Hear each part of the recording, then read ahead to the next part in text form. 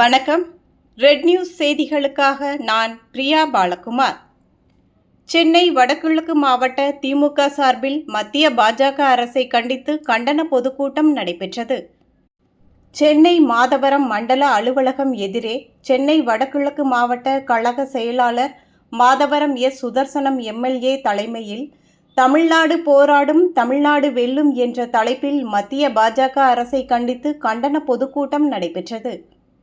இக்கூட்டத்தில் உயர்கல்வித்துறை அமைச்சர் கோவி செழியன் சிறப்பு அழைப்பாளராக கலந்து கொண்டு மத்திய பாஜக அரசுக்கு எதிராக கண்டன உரை நிகழ்த்தினார்.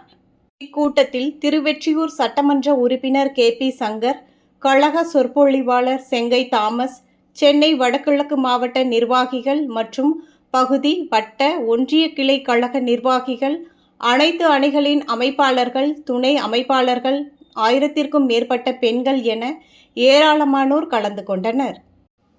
கூட்டத்தின் முடிவில் தமிழ்நாட்டின் நலன்களையும் எதிர்காலத்தையும் யாருக்காகவும் எதற்காகவும் விட்டுத்தர மாட்டோம், தமிழ்நாட்டில் உரிமைக்காக ஒன்றுபட்டு போராடுவோம், தமிழ்நாடு போராடும் தமிழ்நாடு வெல்லும், இதுதான் ஒரே இலக்கு என்று திமுகவினர் உறுதிமொழி எடுத்துக்கொண்டனர். இதுதான் ஒரே இலக்கு. நன்றி, வணக்கம்.